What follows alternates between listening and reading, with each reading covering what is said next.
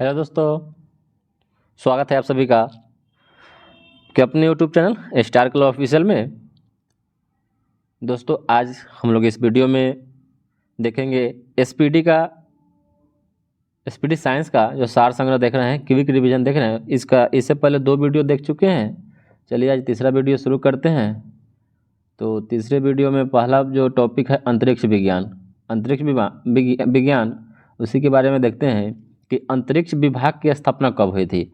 अंतरिक्ष विभाग की स्थापना 1972 ईस्वी में हुई थी। अंतरिक्ष विभाग की स्थापना 1972 ईस्वी में हुई थी। 1972 ईस्वी में हुई थी। दूसरा प्रश्न है कि PSLV का फुल फॉर्म क्या है, यानी पूर्ण रूप।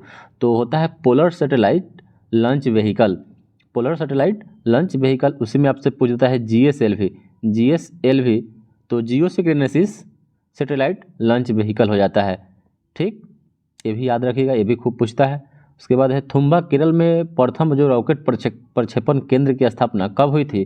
तो ये 1963 में हुई थी। जो थुम्बा केरल में है जो रॉकेट प्रक्षेपण केंद्र की स्थापना कब हुई थी, तो 1963 में। और भारतीय अंतरिक्ष अनुसंधान केंद्र यानी ISRO, Indian space research organisation की स्थापना कब हुई थी, तो 1969 ईस्वी में हुई थी। 1969 में। और विदेशी भूमि से छोड़ा गया भारत का पहला वैज्ञानिक उपग्रह का क्या नाम था, तो ये आर्यभट्ट है।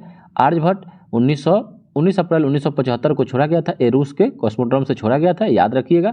और भारत का पहला भूमिगत परमाणु विस्फोट का नाम क्या है, विस्फोट कब हुआ था भारत का पहला भूमिगत परमाणु विस्फोट, तो ये 18 मई 1974 ईस्वी को पोखरण राजस्थान में हुआ था, इंदिरा गांधी के प्रधानमंत्री के रीजन में।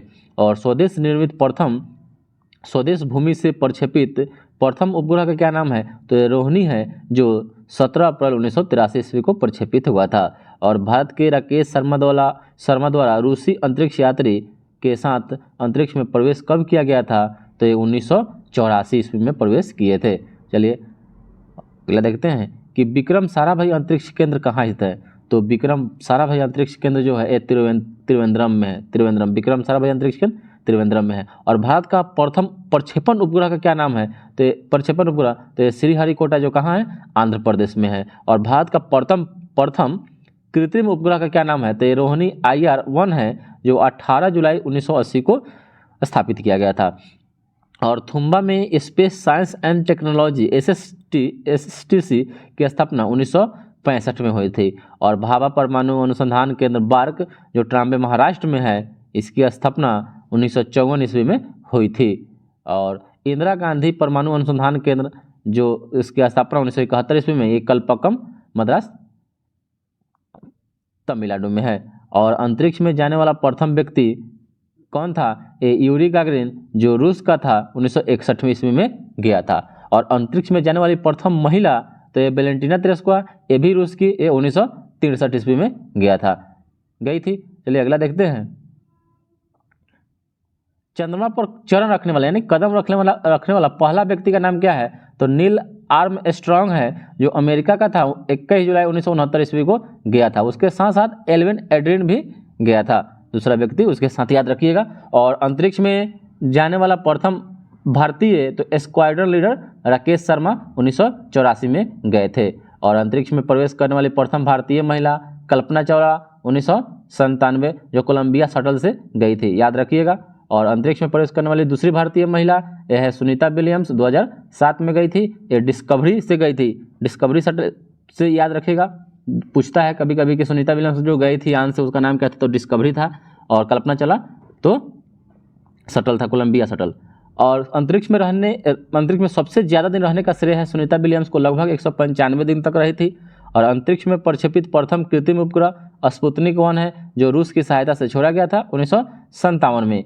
और प्रथम संचार उपग्रह का क्या नाम है, तो इसका नाम है इको-1, जो संयुक्त राज्य अमेरिका के द्वारा छोड़ा गया था 1968 ईस्वी में। चलिए अगला देखते हैं कि देश का पहला जो रिएक्टर है उसका नाम है अप्सरा, जो 1956 में स्थापित हुआ था। और प्रथम स्वदेश निर्मित उपग्रह का क्या नाम है, तो इसका नाम है इनसेट 2A, जुलाई 1992 में निर्मित हुआ। और स्वदेश निर्मित प्रथम प्रक्षेपास्त्र पृथ्वी 1988 में। नेक्स्ट है प्रश्न कि रमन अनुसंधान केंद्र कहाँ है, तो बंगलौर कर्नाटक में है। और तारापुर परमाणु विद्युत गृह कहाँ है, ये महाराष्ट्र मुंबई में है। और रावत भाटा परमाणु विद्युत गृह, ये रावत भाटा राजस्थान में है। और परमाणु ऊर्जा आयोग की स्थापना कब हुई थी? तो 10 अगस्त 1948 ईस्वी में। और देश के सबसे बड़े परमाणु केंद्र ध्रुव ने काम करना कब शुरू किया? तो ये 8 अगस्त 1985 को। और अंतरिक्ष में जाने वाला प्रथम जीव का नाम लाइका एक कुतिया था। और अंतरिक्ष में यान से बाहर विचरण करने वाला प्रथम व्यक्ति एलेक्सी लिनोवा था। और प्रथम अंतरिक्ष शटल का नाम क्या था? तो एक कोलंबिया अमेरिका का 1981 में। और मानव रहित प्रथम अंतरिक्ष यान, मानव रहित जिसमें मानव नहीं था, तो ये लूना 16 था। उसके बाद याद रखिए कि प्रथम मानव रहित अंतरिक्ष यान लूना 16। और मंगल ग्रह पर पहला अंतरिक्ष यान तो ये पाथ फाइंडर था जो 6 जुलाई 1997 में गया था। और इनसेट 3E का सफल प्रक्षेपण कब हुआ? तो ये 28 सितंबर 2003 को। और कक्षा में प्रथम अंतरिक्ष प्रयोगशाला स्काई लैब जो अमेरिका ने किया था 1973 में। और प्रथम अंतरिक्ष पर्यटक यानी घूमने वाला व्यक्ति अपना पैसा लगा के गया था, तो ये डेनिस टिटो 2001 में गया। और प्रथम मानव रहित अंतरिक्ष यान का नाम लूना 16 जो 12 सितंबर 1970 को गया था। और चंद्र तल पर मनुष्य को उतारने वाला प्रथम अंतरिक्ष यान का नाम अपोलो 11। कौन है? अपोलो 11। चलिए अगला देखते हैं कि चंद्र तल पर मनुष्य को उतारने वाला अपोलो 11 हो गया अंतरिक्ष यान का नाम। और सर्वप्रथम मानव रहित कृत्रिम उपग्रह को प्रक्षेपण करने वाला देश का नाम है सोवियत संघ रूस। और भारत की प्रथम महिला अंतरिक्ष यात्री कल्पना चावला का निधन कब हो गया? तो 1 फरवरी 2003 को। और दूसरा परमाणु प्रक्षेपण एपीजे अब्दुल कलाम आजाद के नेतृत्व में किया गया था कब? तो 13 मई 1998 ईस्वी को। 13 मई 1998 ईस्वी को। चलिए अब देखते हैं कि तत्व, संकेत व परमाणु संख्या। हर एग्जाम में इसमें से एक क्वेश्चन 2 क्वेश्चन पूछता ही है। तो चलिए शुरू करते हैं। हाइड्रोजन परमाणु का संकेत H होता है, संख्या 1 होता है। Helium He2। ये भी याद रखना है कि He होता है कि Ha होता है, संकेत जरूर याद रखना है। Lithium Li3। बेरिलियम Be4 परमाणु संख्या 4। बोरॉन B परमाणु संख्या 5।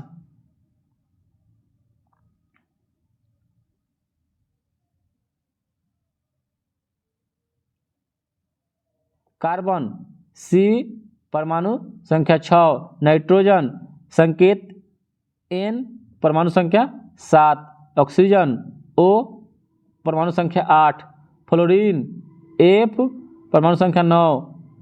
नियॉन Ne परमाणु संख्या 10 जो अक्रिय गैस है। Sodium Na 11। Magnesium Mg 12। Aluminium Al 13 परमाणु संख्या। सिलिकॉन Si परमाणु संख्या 14। फास्फोरस P परमाणु संख्या 15। सल्फर जिसको गंधक बोलते हैं S 16। Chlorine Cl 17। Argon Ar 18 याद रखिएगा, ये भी अक्रिय गैस है। Potassium K 19। Calcium 20 Ca। Scandium Sc 21। Titanium Ti 22 ऐसे याद रखें Ti 22। Vanadium V 23। Chromium Cr 24। Manganese Mn 25। लोहा Fe 26। Cobalt Co 27। Nickel Na 28। Copper Cu 29। जस्ता Zn 30 और arsenic As 33। Bromine Br 35। Krypton Kr 36 ये भी याद रखिएगा, भी अक्रिय गैस है। चांदी Ag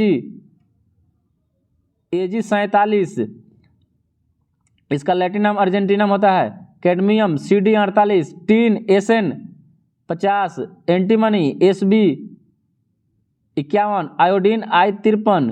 जेनॉन Xe 54 ये भी अक्रिय गैस। Caesium Cs 55। Tungsten WR brothers इसका खोज किया तो वो अपने नाम पर W रख गया था 74। टंगस्टन 74। पारा Hg 80।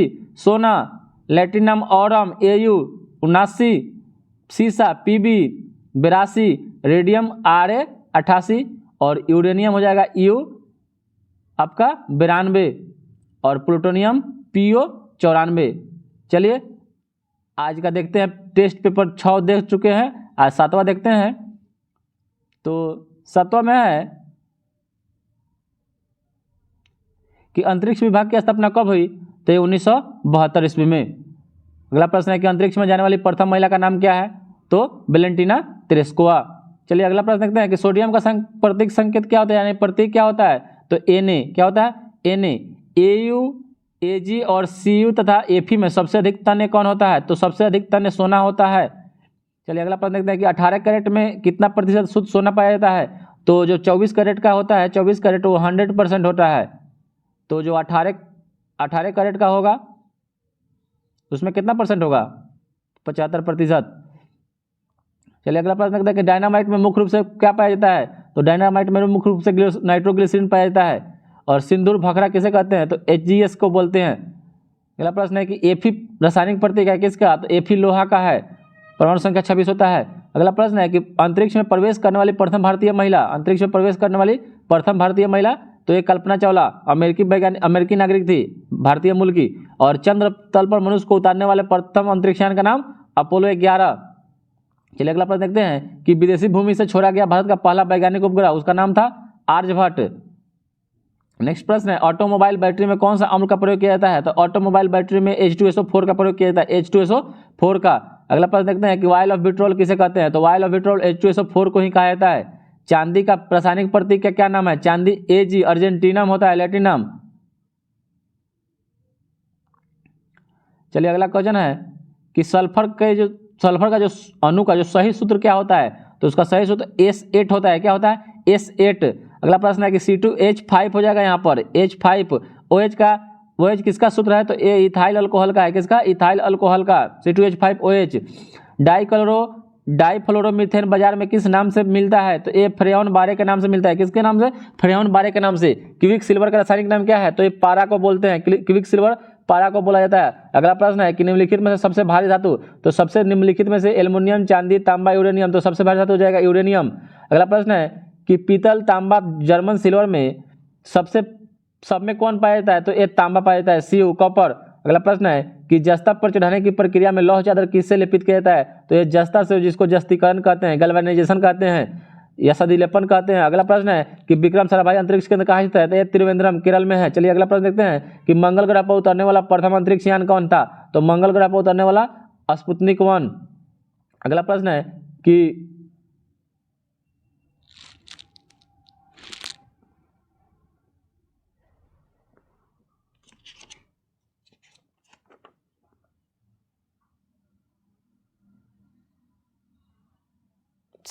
मंगल ग्रह पर उतरने वाला प्रथम अंतरिक्ष यान का नाम हो जाएगा पाथफाइंडर। क्या हो जाएगा, पाथफाइंडर। मंगल ग्रह पर उतरने वाला प्रथम अंतरिक्ष यान का नाम पाथफाइंडर।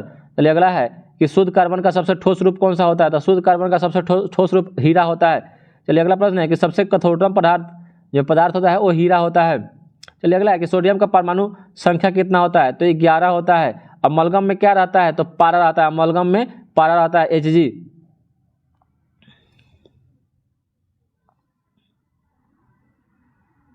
अगला प्रश्न है कि अधिकतम तन्यता वाला धातु कौन सा है, तो अधिकतम तन्यता वाला धातु सोना होता है। चलिए अगला प्रश्न है कि निम्नलिखित में से किस धातु का तार आसानी से खींचा जा सकता है, तो आसानी से तांबा का तार खींचा जा सकता है। लेड, टीन और जस्ता से ज़्यादा आसानी तांबा में खींचा जा सकता है। निम्नलिखित में कौन तार खींचने योग्य सबसे नमनीय धातु है, तो सबसे नमनीय धातु जो हो जाएगा आपका, इसका राइट आंसर हो जाएगा सोना। कौन हो जाएगा, सोना। चलिए अगला प्रश्न है कि जल में सबसे कम घुलनशील गैस कौन सा है, सबसे जल में घुलनशील गैस N2 है। कौन सा है, N2। चलिए अगला प्रश्न है कि CaCO3 में कार्बन की प्रतिशत कितना होता है, तो कार्बन का प्रतिशत सबको जोड़िएगा तो 100 आएगा, सबको जोड़िएगा तो 100 आएगा। और 100 में प्रतिशत निकालने के लिए कार्बन का 12 होता है, तो ये 12 इसका हो जाएगा 12%।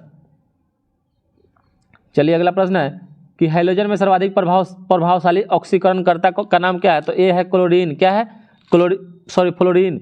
चलिए राइट आंसर हो जाएगा कि अम्ल वर्षा मुख्यतः किस गैस के कारण होता है, तो SO2 और NO2 के कारण होता है, SO2 और NO2 के कारण होता है। चलिए अगला प्रश्न है कि मीथेन का रासायनिक सूत्र का क्या नाम है, तो मीथेन CH4, जिसको मार्स गैस भी बोलते हैं, मार्स गैस भी बोला जाता है। चलिए अगला है कि सोडा वाटर बनाने के लिए कौन सी गैस प्रयुक्त की जाती है, तो सोडा वाटर बनाने के लिए CO2 प्रयोग करते हैं। चलिए अगला प्रश्न है कि तत्वों का सबसे पहले वर्गीकरण किसने किया था, तत्वों का सबसे पहले वर्गीकरण तत्वों का सबसे पहले वर्गीकरण किसने किया था? तत्वों का सबसे पहले वर्गीकरण यह क्या था? डोब्रेनर ने किया था। डोब्रेनर। चलिए अगला है कि रासायनिक यौगिकों का सबसे छोटा संभावित यूनिट का क्या नाम है? तो ये है अणु। कौन है? अणु। चलिए अगला प्रश्न है कि एक परमाणु द्रव्यमान को व्यक्त किया जाता है, तो इसको किया जाता है AMU में, एटॉमिक मास यूनिट। चलिए अगला प्रश्न देखते हैं कि वह सबसे छोटा कण जिसमें उस तत्व के सभी गुण जो होते हैं वो विद्यमान होते हैं, उसको परमाणु बोलते हैं। क्या बोलते हैं? परमाणु बोलते हैं। चलिए नेक्स्ट देखते हैं। नेक्स्ट है आपका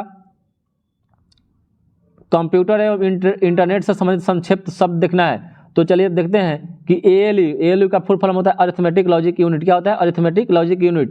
ASCI आस्की का फुल फॉर्म होता है American standard code for information interchange. ASCII American standard code for information interchange. BCD binary coded decimal code. CAD computer aided design. CD compact disc. अगला प्रश्न है कि C. Centre for development for telematics. क्या होता है? Centre for development of telematics. अगला प्रश्न है क्लास का फुल फॉर्म होता है computer literacy and studies in school. और CDAC centre for development of advance computing. DOS disk operating system. क्या होता है? Disk operating system. DTP desktop publishing. चलिए अगला देखते हैं कि ENIAC तो electronic numerical integrator and calculator. HTML hypertext markup language. HTTP hypertext transfer protocol. क्या होता है? HTTP hypertext transfer protocol. IBM international business machine. क्या होता है? International business machine. ISDN integrated service digital network. ISP internet service provider. LAN local area network. MIME क्या होता है? MIME का full form multipurpose internet mail extension. क्या होता है? Multipurpose internet mail extension. Modem modulator demodulator. NTP network time protocol. ODBC open database connectivity. OLE object linking and embedding. SQL standard query language. VDU visual display unit. WAN wide area networks. WWW world wide web विश्व व्यापक जाल जिसको हिंदी में बोलते हैं। Tim Berners-Lee इसका खोज किया था। उसके बाद है RAM random access memory. ROM read only memory. URL uniform resource locator. CPU central processing unit. क्या होता है? Central processing unit. FAT file allocation table. IC integrated circuit. Email electronic mail. Basic beginners all purpose symbolic instruction code. CRT cathode ray table. क्या होता है? Cathode ray table. LCD liquid crystal display. अगला देखते हैं HD का मतलब होता है हार्ड डिस्क।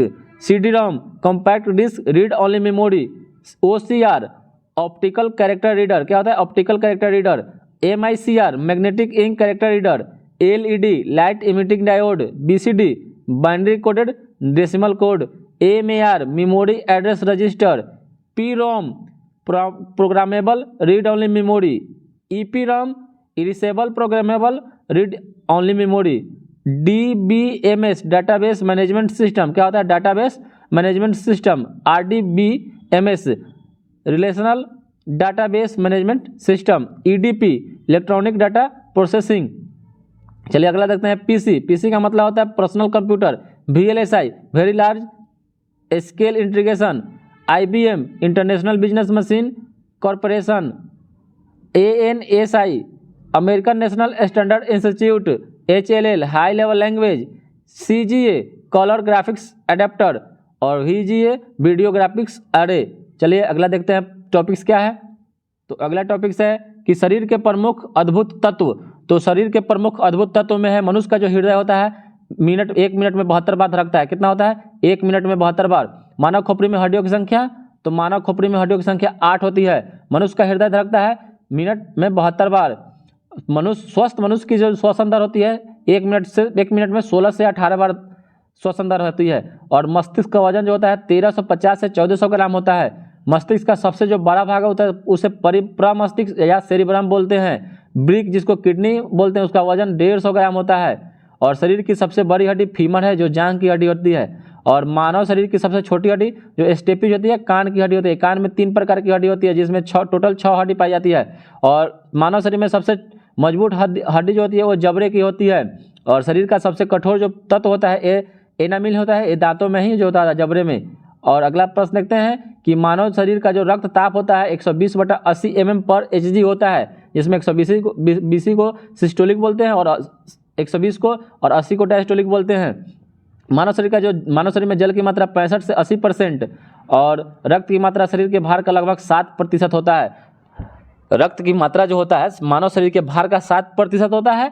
और मनुष्य के रक्त की मात्रा जो होती है 5 से 6 लीटर होती है। महिलाओं में आधा लीटर, पुरुषों के अपेक्षा कम होता है। मानव रक्त जो क्षारीय होता है उसका पीएच मान 7.4 होता है। रक्त को शुद्ध कौन करता है? तो ब्रिक किडनी करता है। लाल रक्त आरबीसी का निर्माण कहाँ होता है? अस्थि मज्जा में होता है। लाल रक्त का जीवन काल 20 से 120 दिन होता है। चलिए अगला देखते हैं। डब्ल्यूबीसी का जीवन काल 2 से 4 दिन। श्वेत रक्त को क्या कहा जाता है? ल्यूकोसाइट। लाल रक्त को एरिथ्रोसाइट। शरीर का जो ताप नियंत्रक होता है उसको क्या कहते हैं? तो हाइपोथैलेमस ग्रंथि जो होता है उसको शरीर का ताप नियंत्रक कहते हैं। सर्वदाता रक्त समूह यूनिवर्सल डोनर किसको कहते हैं? ओ को। सर्वग्राही रक्त समूह यूनिवर्सल रिसेप्टर AB। रक्तचाप मापने वाले यंत्र को स्फिग्नोमैनोमीटर। ब्लड बैंक किसे कहते हैं? प्लीहा स्प्लीन को कहते हैं। चलिए अगला देखते हैं कि जो भोजन का जो पाचन शुरू होता है कहाँ से? तो ये भोजन का पाचन शुरू होता है मुख से। और पचे हुए भोजन का शोषण कहाँ होता है? छोटी आंत में होता है। पित्त जिसको बाइल बोलते हैं स्रावित होता है यकृत से। जामा कहाँ होता है? तो पित्ताशय में। विटामिन ए संचित रहता है यकृत में, लीवर में। और शरीर की सबसे बड़ी जो ग्रंथि है ये लीवर है, यकृत। और सबसे छोटी ग्रंथि मास्टर ग्रंथि जिसको बोलते हैं प्यूटरी ग्रंथि को। और मनुष्य में पसलियों की संख्या कितनी पाई जाती है? 24, 12 जोड़ी। और मनुष्य में हड्डियों की संख्या 206। मनुष्य के शरीर में मांसपेशियों की संख्या 639। लार में पाए जाने वाला एंजाइम बहुत ही इंपॉर्टेंट क्वेश्चन, टाइलिन। लिंग निर्धारण होता है पुरुष क्रोमोसोम पर। मनुष्य का हृदय होता है 4 कोष्ठीय। और शरीर में गुणसूत्रों की संख्या 46 होती है। शरीर का सबसे जो बड़ा अंग होता है वो त्वचा होता है। और त्वचा के रंग का निर्धारण मेलानिन के कारण होता है। और शरीर की सबसे बड़ी कोशिका तंत्रिका तंत्र। और शरीर में अमीनो अम्ल की संख्या 20। चलिए अगला देखते हैं कि शरीर में प्रतिदिन मूत्र बनता है 1.5 लीटर, 1 से 1.5 लीटर। और मूत्र दुर्गंध क्यों देता है? तो यूरिया के कारण।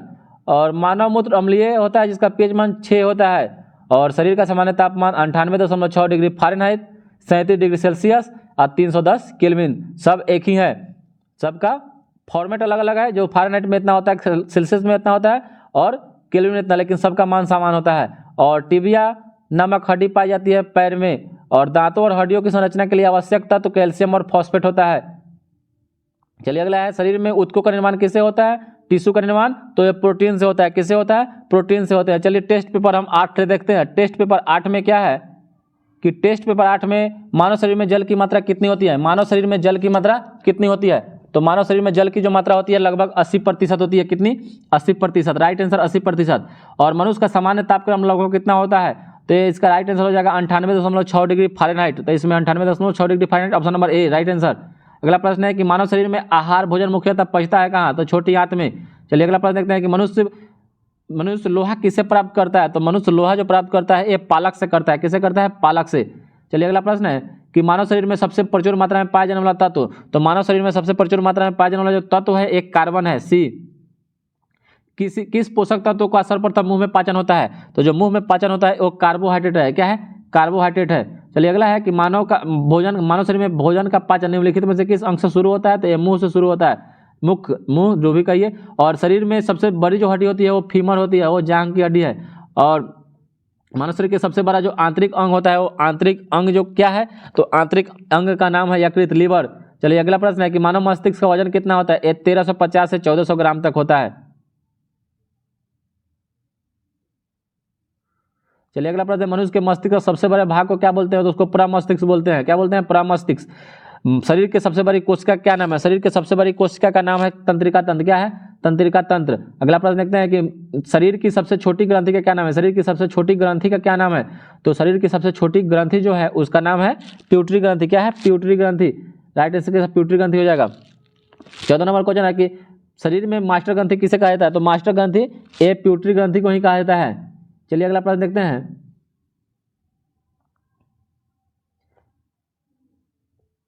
आप मानव शरीर में उपरोस्थि को कहाँ पाएंगे? मानव शरीर में आप उपरोस्थि को जांघ में पाया जाता है। कहाँ? जांघ में। चलिए अगला प्रश्न है कि हम 1 मिनट में कितनी बार सांस लेते हैं? तो 16 से 18 बार। चलिए अगला प्रश्न है कि टिबिया नामक जो हड्डी पाई जाती है कहाँ पाई जाती है? ये टांग में पाई जाती है। कहाँ? टिबिया नामक हड्डी टांग में। चलिए अगला प्रश्न है कि वह अंग जो मानव शरीर में पित्त उत्पन्न करता है, तो पित्त उत्पन्न करता है तो ये यकृत है। और कहाँ पित्त जमा होता है? तो ये जमा पित्ताशय में होता है। चलिए अगला प्रश्न है कि ऑप्थाल्मिक संबंधित है, तो जो ऑप्थाल्मिक होता है ये आँख से, ऑप्थाल्मोलॉजिस्ट आँख के डॉक्टर को बोलते हैं। और मानव शरीर में कौन सा पदार्थ तात्कालिक ऊर्जा का मुख्य स्रोत है? ये तो कार्बोहाइड्रेट है। क्या है? कार्बोहाइड्रेट से इंस्टेंट ऊर्जा मिलती है, एनर्जी मिलती है। और मानव रक्त का पीएच मान कितना होता है? तो मानव रक्त का जो पीएच मान होता है ये 7.4 होता है। अगला प्रश्न है कि मनुष्य के हृदय की सामान्य स्पंदन जो दर होती है 72 मिनट होती है, मिनट में 72 बार होती है, सॉरी। और सर्वदाता रुधिर वर्ग सर्वदाता ओबी को ओ को कहा जाता है, और सर्वग्राही एबी को कहा जाता है, एबी को सर्वग्राही। तो अगला है कि सर्वग्राही जो एबी को कहते हैं, किसको? एबी को, सर्वग्राही एबी को कहा जाता है। चलिए अगला प्रश्न है कि एबी ग्रुप वाला जो व्यक्ति होगा खून दे सकता है, तो एबी वाला जो होगा केवल एबी को ही दे सकता है, एबी वाला एबी को ही दे सकता है। चलिए अगला प्रश्न है कि ओ रक्त समूह वाले व्यक्ति का रक्त किसे दिया जा सकता है? तो ओ वाला सभी को दे सकता है, जितना है 4 होता है, ए बी ओ, ये चारों को दे सकता है ओ ब्लड ग्रुप वाला। चलिए अगला है कि मानव शरीर में रक्तचाप निम्नलिखित किसके द्वारा नियंत्रित होता है? तो नियंत्रित किसके द्वारा होता है? तो ये आपका ऑप्शन है adrenal gland, thyroid gland, thymus, corpus luteus. तो इसका राइट आंसर हो जाएगा एड्रिनल ग्लैंड, एड्रिनल ग्रंथि। इंसुलिन की कमी का कौन सा रोग होता है? तो इंसुलिन की कमी से डायबिटीज, मधुमेह होता है। चलिए अगला प्रश्न है कि मानव शरीर में क्रोमोसोम गुणसूत्र की संख्या कितनी होती है? तो ये 46, 23 जोड़ा। मानव शरीर का पीएच, मानव मूत्र का पीएच मान जो होता है वो कितना होता है? मानव मूत्र का पीएच मान 6 होता है। चलिए अगला प्रश्न है कि मानव शरीर की सबसे छोटी हड्डी का नाम क्या है? जो एस्टेपिज कान की हड्डी है। किसकी है? कान की हड्डी। चलिए अगला है मानव शरीर का सामान्य जो तापमान होता है 98.6 डिग्री सेल्सियस होता है, 37 degree Celsius, sorry 98.6 degree Fahrenheit होता है, और 37 डिग्री सेल्सियस का राइट आंसर 37 डिग्री सेल्सियस हो जाएगा, 98.6 डिग्री फ़ारेनहाइट हो जाएगा। तो सब सेल्सियस में दिया था, तो ये गलत है, right answer option number C. फिर अगला प्रश्न है कि इंसुलिन स्रावित होता है, तो इंसुलिन कहाँ से स्रावित होता है? तो इंसुलिन पैंक्रियाज यकृत अग्नाशय से होता है, पैंक्रियाज को अग्नाशय बोलते हैं। चलिए अगला प्रश्न है कि लाल रक्त का निर्माण कहाँ होता है? तो लाल रक्त आरबीसी का निर्माण अस्थि मज्जा में होता है। अगला प्रश्न है कि एक वयस्क मनुष्य में रक्त की औसत मात्रा कितनी होती है? तो ये 5 से 6 लीटर होती है। चलिए अगला प्रश्न है कि लाल रक्त का आकार जो होता है वो कैसा होता है? लाल रक्त का आकार जो होता है वो कैसा होता है? ए गोलाकार होता है। कैसा होता है? गोलाकार होता है। मनुष्य का सामान्य रक्तचाप होता है जो 120/80 होता है mmHg। अगला प्रश्न है कि रक्त को जमाने में कौन सा प्रोटीन आता है? तो रक्त को जमाने में प्रोटीन जो आता है उसका नाम है फाइब्रिनोजेन। क्या नाम है? फाइब्रिनोजेन। अगला प्रश्न है कि शरीर में हीमोग्लोबिन का कार्य क्या है? तो शरीर में हीमोग्लोबिन का जो कार्य है वो है ऑक्सीजन का परिवहन करना, ऑक्सीजन का परिवहन करना। चलिए अगला प्रश्न है कि हीमोग्लोबिन में उपस्थित क्या होता है? तो हीमोग्लोबिन में आयरन उपस्थित होता है। क्या होता है? आयरन उपस्थित होता है, हीमोग्लोबिन में आयरन उपस्थित होता है। चलिए अगला पॉइंट देखते हैं। तो अगला आपका है टॉपिक है हमारा सौरमंडल। हमारा सौरमंडल, तो हमारा सौरमंडल में देखते हैं कि सबसे बड़ा एवं सर्वाधिक भारी ग्रह ये बृहस्पति है। क्या है? बृहस्पति है। और सबसे छोटा एवं सूर्य के सबसे निकट ग्रह जो है ये है बुध, मरकरी। और पृथ्वी के सबसे निकट ग्रह शुक्र है। और पृथ्वी और सूर्य से सबसे दूर स्थित ग्रह का नाम है वरुण। क्या है? वरुण। सौरमंडल का सबसे चमकीला एवं गर्म ग्रह शुक्र है। और सर्वाधिक ठंडा ग्रह वरुण है। क्या है? वरुण है। और सर्वाधिक उपग्रहों वाला जो ग्रह है वो बृहस्पति है। क्या है? बृहस्पति है, शनि नहीं है, बृहस्पति है। चलिए अगला है, और बिना उपग्रह वाला जो ग्रह है वो बुध है, बुध और शुक्र। लाल ग्रह और नीला ग्रह, तो लाल ग्रह मंगल को कहते हैं, नीला ग्रह पृथ्वी को, पानी उपस्थित होने के कारण। चलिए अगला प्रश्न है कि पीला ग्रह तथा हरा ग्रह, तो पीला ग्रह बृहस्पति को कहा जाता है और हरा ग्रह अरुण को कहा जाता है मीथेन गैस होने के कारण। और भोर तथा सांझ का जो तारा जो होता है पृथ्वी की बहन जुड़वा ग्रह किसे कहते हैं? तो ये शुक्र को कहते हैं। चंद्रमा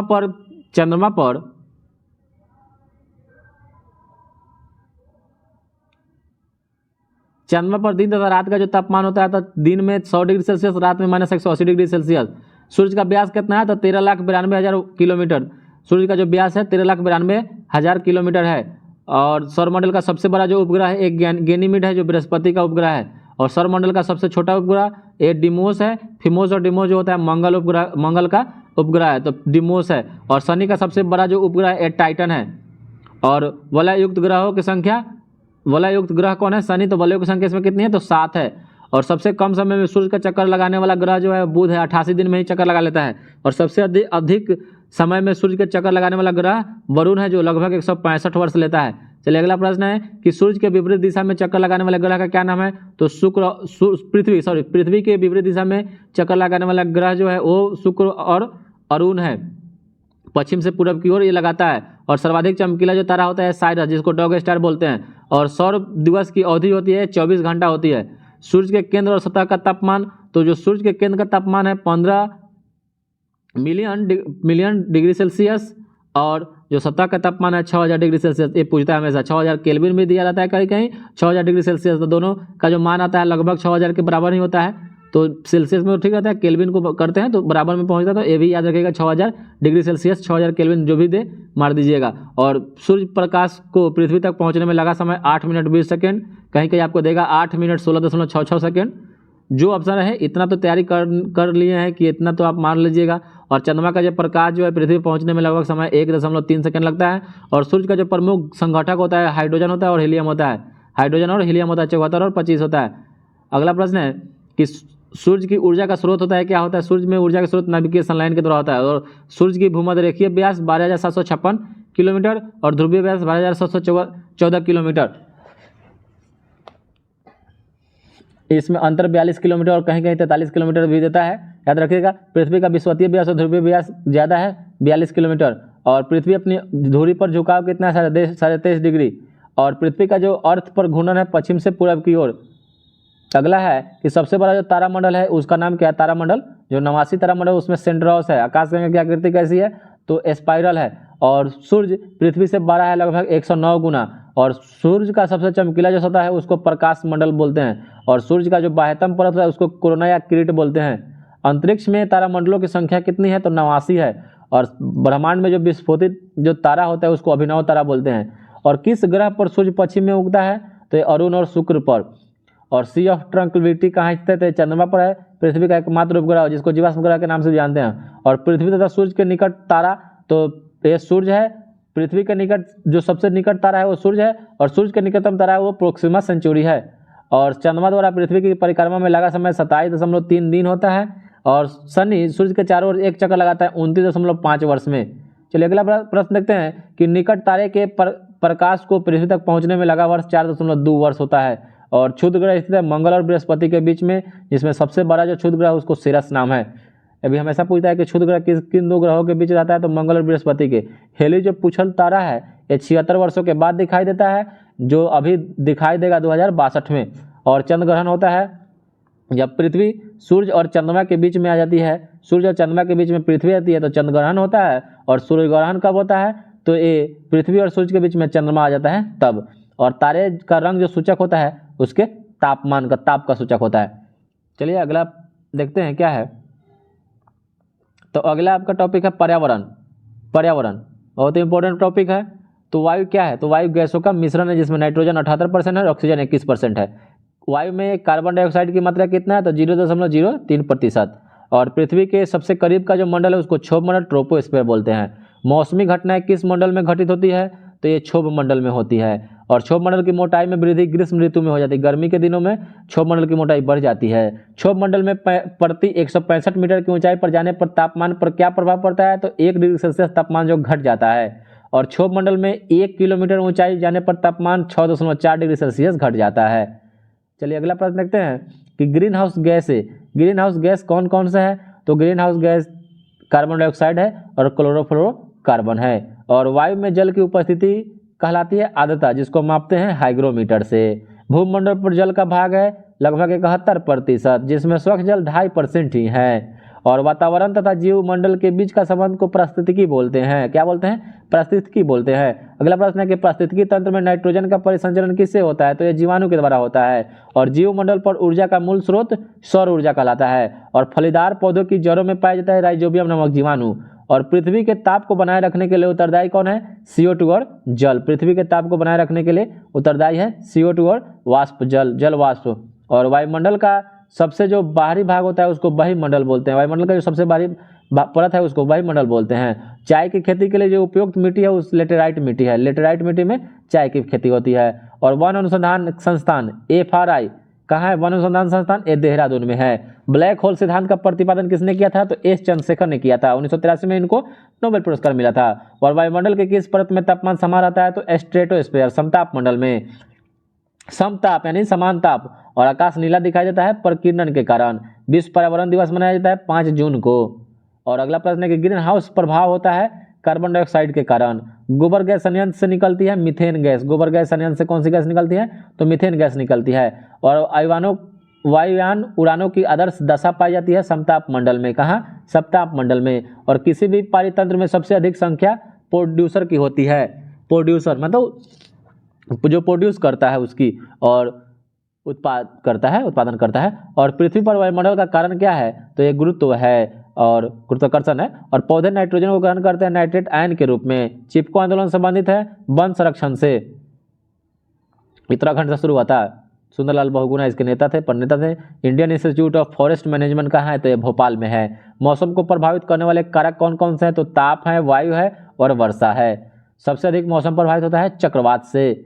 चलिए अगला प्रश्न है कि पराबैंगनी किरणों से हमारी रक्षा कौन करता है? तो ये ओजोन करता है। ओजोन परत मापने की इकाई डाप्सन है। ओजोन दिवस मनाया जाता है 16 सितंबर को। विश्व वानिकी दिवस मनाया जाता है 21 मार्च को। ओजोन परत को नष्ट करने वाली गैस का नाम क्या है? तो क्लोरोफ्लोरोकार्बन CFC। रेडियो तरंगों एवं विद्युत चुम्बकीय तरंगें बहती है आयन मंडल में। प्रकाश तरंगों की मापन की इकाई है एंगस्ट्रॉम। और पृथ्वी के वायुमंडल का सर्वाधिक घनत्व होता है आयन मंडल में। और भूपर्पटी पर सर्वाधिक मात्रा में पाया जाने वाला तत्व है ऑक्सीजन। और ब्रह्मांड में सर्वाधिक मात्रा में पाया जाने वाला तत्व है हाइड्रोजन। ब्रह्मांड में हाइड्रोजन। संसार का सर्वाधिक प्रसिद्ध कीटनाशक का नाम क्या है? DDT, जिसका आविष्कार पॉल मुलर किए थे। अम्लीय वर्षा का मुख्य कारण सल्फर डाइऑक्साइड और NO2। नाइट्रोजन परत कहाँ मिलती है? तो यह समताप मंडल में पाई जाती है। और क्षारीय जो मृदा में उगने वाले पौधों को क्या बोलते हैं? तो क्षारीय मृदा में उगने वाले पौधे को हैलोफाइट बोलते हैं। क्या बोलते हैं? हैलोफाइट बोलते हैं। क्षारीय मृदा में उगने वाले को हैलोफाइट बोलते हैं। और मरुस्थल में उगने वाले पौधे को जीरोफाइट बोलते हैं। और गैर परंपरागत ऊर्जा स्रोत जो होता है सौर विकिरण है। और संचार उपग्रह किस मंडल में अवस्थित होते हैं? तो ये आयन मंडल में होता है। संचार उपग्रह आयन मंडल में होते हैं।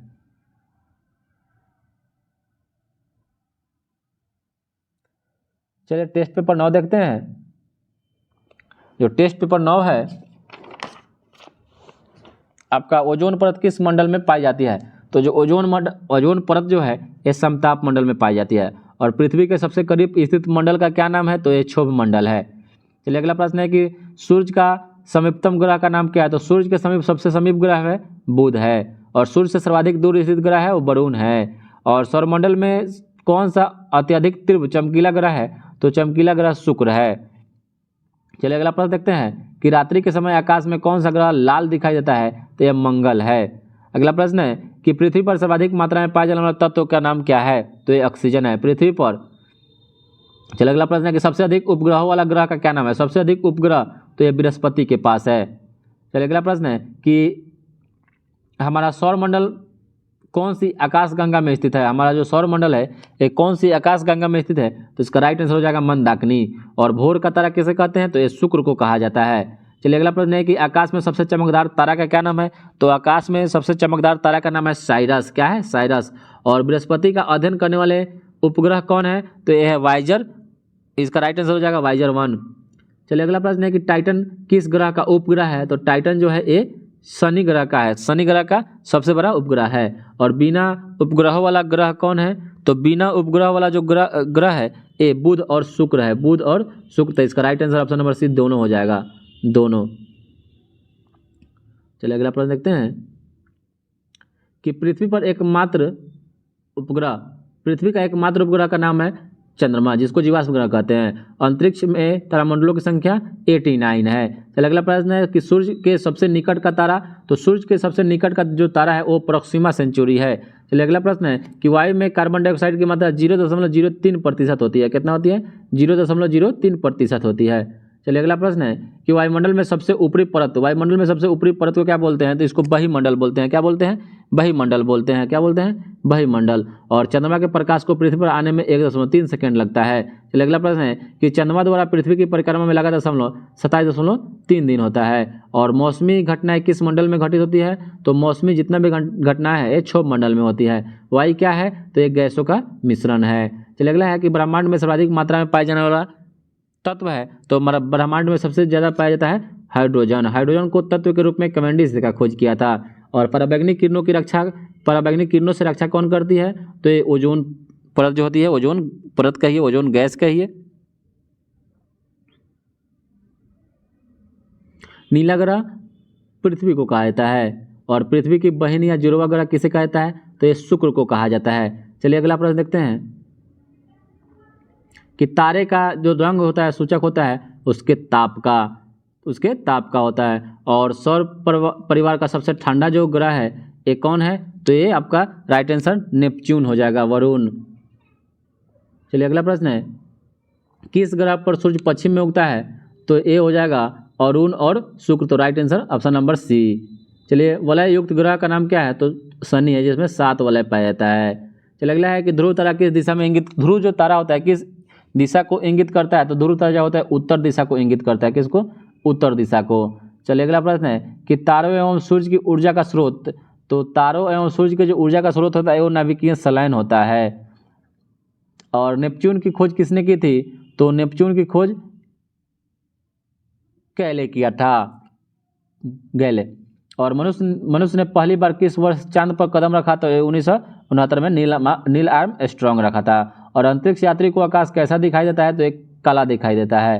चलिए अगला प्रश्न है कि सूर्य की सतह का जो तापमान होता है कितना होता है? तो 6000 केल्विन, जो पहले भी बता चुके हैं। देखिए आप दे दिया 6000 केल्विन, 6000 डिग्री सेल्सियस, दोनों मार दीजिएगा जो भी रहे ऑप्शन में। सौरमंडल का सबसे छोटा उपग्रह तो ये 100 डिमोस है जो मंगल का है। और क्षुद्र ग्रह स्थित होता है तो ये मंगल और बृहस्पति के बीच में। चलिए अगला इसका राइट आंसर मंगल और बृहस्पति। और पृथ्वी का अपने अक्ष पर घूर्णन जो होता है, पृथ्वी अपने अक्ष पर पश्चिम से पूरब की ओर घूमती है 1610 किलोमीटर प्रति घंटा की रफ्तार से। चलिए आज के लिए इतना ही, फिर मिलते हैं दूसरे वीडियो में। तब तक के लिए जय हिंद, वंदे मातरम। अच्छा आप लोगों को वीडियो लग रहा होगा तो लाइक और सब्सक्राइब जरूर करें। जितना से ज़्यादा हो जाए आप लोग शेयर इसको कीजिए। जून में वैकेंसी आने वाली है बिहार दरोगा, बिहार पुलिस का लगभग 26 से 28 हज़ार वैकेंसी आने वाली है। जमकर तैयारी कीजिए दोस्तों। ये नहीं है कि हाँ वैकेंसी आएगी तो हम लोग तैयारी करेंगे, पहले से तैयारी करते रहिए। ओके।